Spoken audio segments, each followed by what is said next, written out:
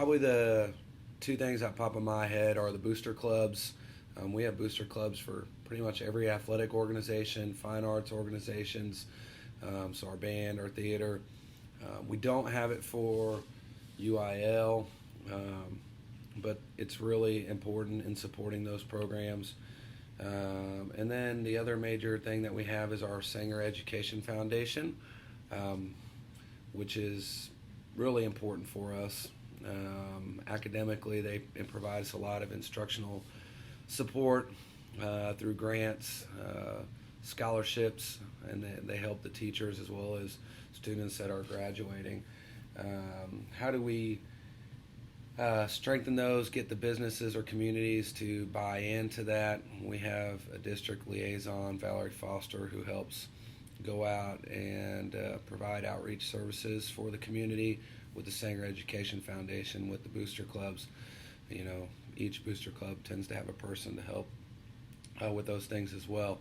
I think with any organization that you have that's tied to the school but not run directly by the school, the things you need to do is to make sure you're willing to work together, that you're open and honest. I think the whys are important. Why do you need these things? Why do you need 30 scientific calculators? And then being able to explain how you're going to use them and how that's going to benefit our students. And then if we can even further, how that's going to benefit our community. So anytime you can explain the whys and answer the hows, that's going to help garner support.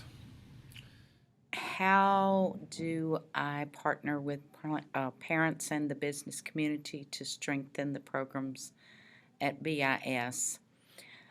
I've been an educator in this district for over 30 years, and so in my case, history and past relationships has been invaluable to me in getting parents and community to support us. Everyone wants our school to be successful, the parents, the students, the community, and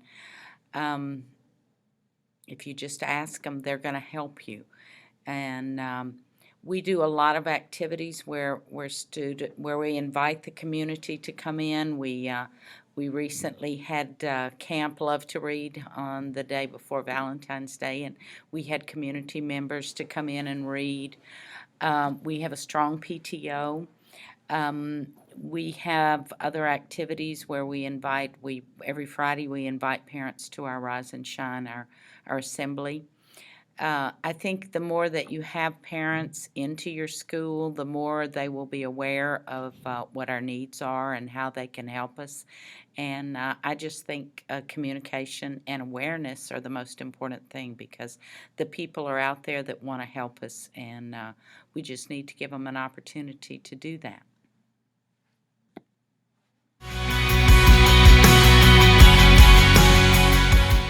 With regard to how do we communicate effectively with diverse groups, I think a lot of it is making sure that you understand first and foremost that the interest of the students is always your biggest priority, and being able to communicate that to parents, school board members, and certainly any sort of financial or demographic representing in your district. I think having that perspective always, that you are first and foremost about the interest of the students, is the most important thing. I think in any kind of case like that, you're going to find common denominators. Certainly, if it warrants to make sure that you are communicating in their native language, if there is a language barrier, and providing those in every written form or audio form, or have a translator on hand if it's in live. All of our phone messages are always translated. All of our written messages are always translated, and we always have something in a parent meeting where we have translated. Well, first of all, our community is not that diverse racially or ethnically. We have a little bit of socioeconomic diversity, and we have a growing Hispanic population, but that's still at less than 20% in our community. But we still try to make sure that we're effectively communicating with everybody. So one thing that we've done as our Hispanic population has grown is found ways to communicate in Spanish language, because most of ours are migrant workers or first generation students coming here to school. So we provide translations for written documents, for email documents, and even for our phone service. We have a translator on, I think, every campus in the district. We have one on our high school who's also an aide, and every once in a while we do pull our Spanish teachers in to help us out in a situation. But key events like registration, we make sure that we have those people present. We make sure that we have written documents in Spanish to help the non-speaking or non-English speaking community be able to progress more quickly and efficiently through our work, and for us to communicate our needs and to understand their needs. So I think that's important. Providing adult programs for them to learn English is something our district has taken on. Because the faster they learn English, the easier that communication is going to be. Further situations to ensure that, I just think you want to communicate with all groups. So, when we have our Meet the Tribe nights, to make sure that information goes out in Spanish, but especially when we're doing things like registration, and we're having huge events at the school and inviting parents, we want to make sure that they all understand they're invited to come to the school. Here at BIS, we are 52% Hispanic. So it's very important that whenever we communicate with parents, that we communicate in Spanish with that population. When we have parent conferences or other types of interaction at school, that we have a translator so that we can make sure that we are communicating with our parents and that they are able to communicate with us. I think it's also important to have an appreciation for the culture of whatever group is a majority, in this case majority minority, and so we do try to showcase some of the things that are part of their culture, dancing, cooking, those kinds of things. So I think that goes a long way to help give parents a feeling that we appreciate their culture and that we're glad that they are here with us. We have 68% economically disadvantaged students here at our school, and so we do have to do some additional work on making sure we understand poverty. We've done some poverty simulations. We have done some book studies on poverty, so that we are better able to understand how to serve those students who are economically disadvantaged, and we have a rather large percentage of homeless as well. So I think professional development is important so that we can meet the needs of these students.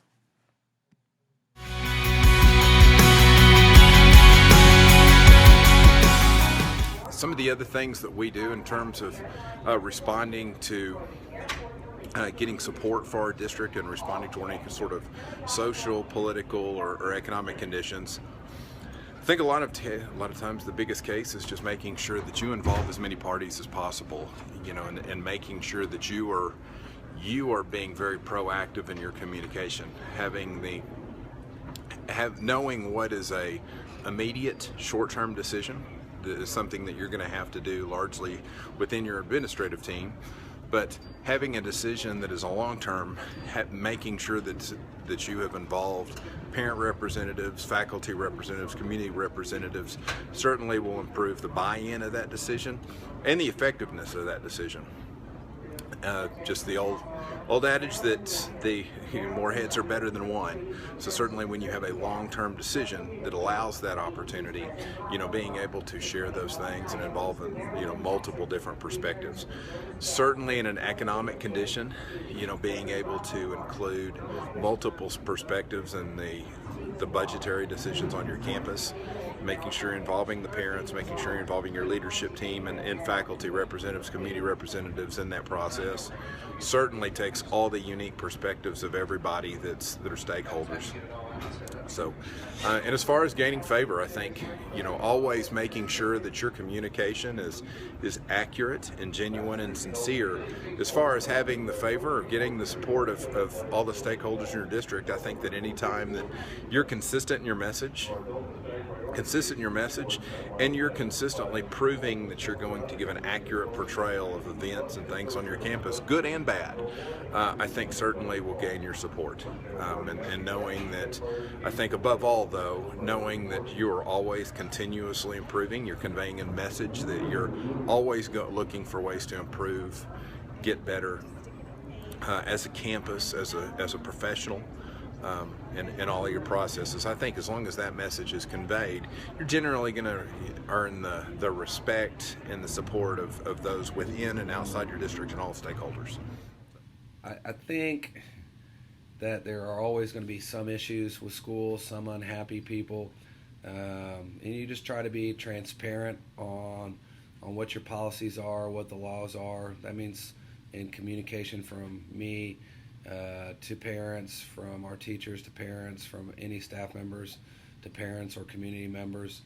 But that also means trying to make information available on our website so that there's not a need for direct communication for some of the more simple questions. A specific example, I think that one of our biggest issues that we constantly deal with is economic issues. We've got a lot of poor students and families that attend our school. So one thing that I know we've done on our campus is we've gone to actually delivering paperwork or doing home visits to communicate with parents that are struggling with either attendance, grades, and we can't get the parents to come up to campus via email, phone calls, written letters home, and we can't establish communication where we will actually go out to their homes to try to communicate.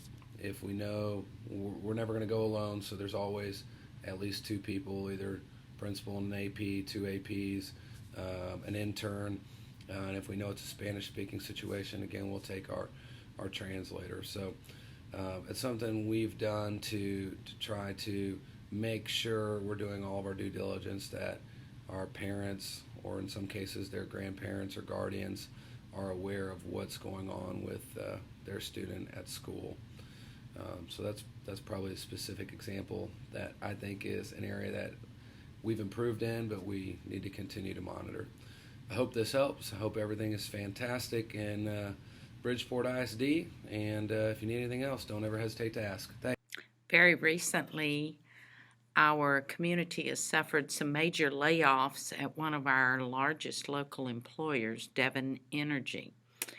We are waiting now to see if and how we will be affected as far as loss of tax revenue or possibly a drop in enrollment and general changes in our local demographics due to the change in employment in our area.